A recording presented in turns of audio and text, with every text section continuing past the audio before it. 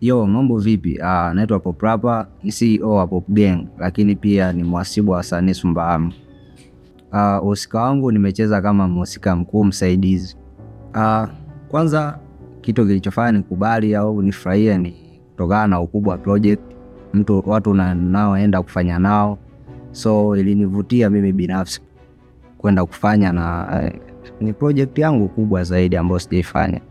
Haikuchukua muda mrefu sana, nadhani ilichukua kama wiki moja. So sikuwa na maandalizi makubwa ya kusema kwamba nilijiandaa sana, lakini nashukuru Mungu kwa sababu nimefanya vizuri na naamini nimefanya vizuri. Scene iliyokuwa ngumu ni ile ambayo nimemwona shemeji yangu analeta tabia ambazo sizo, so nikaenda kumshauri mwanangu.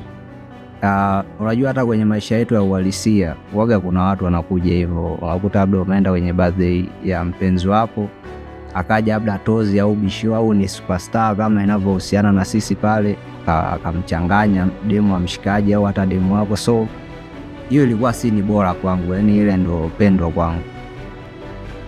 Nyuma labda nizungumzie nyuma ya kamera, kuna issue ilitokea ambayo hata mtu aliyetupiga makeup siku hiyo mpaka leo bado akiniona huwa anacheka.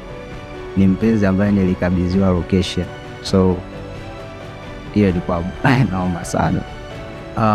Nimepokea pongezi nyingi. Kiukweli sijapata mtu ambaye amenipa comment mbaya, lakini watu wengi wamenipigia simu na wamenipongeza. So wamenipongeza na kuniambia kwamba naweza na inatakiwa niendelee kufanya. Wakati nafanya movie tu au najaribu, watu wengi walikuwa wananibeza sana na kuchukulia kawaida kwamba itakuwa huyu anajifurahisha. So toka nilivyoonekana kwenye Birthday Girl na nilivyocheza, watu wengi wametokea kuniamini na kuona kwamba hata kwenye movie na uwezo wa kuigiza vizuri kabisa.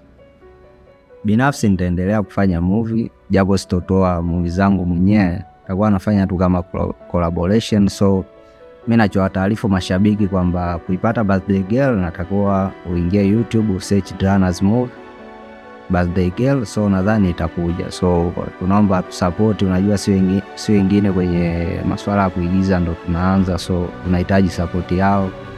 Binafsi mimi nawapenda sana wale wote ambao wana support hivyo.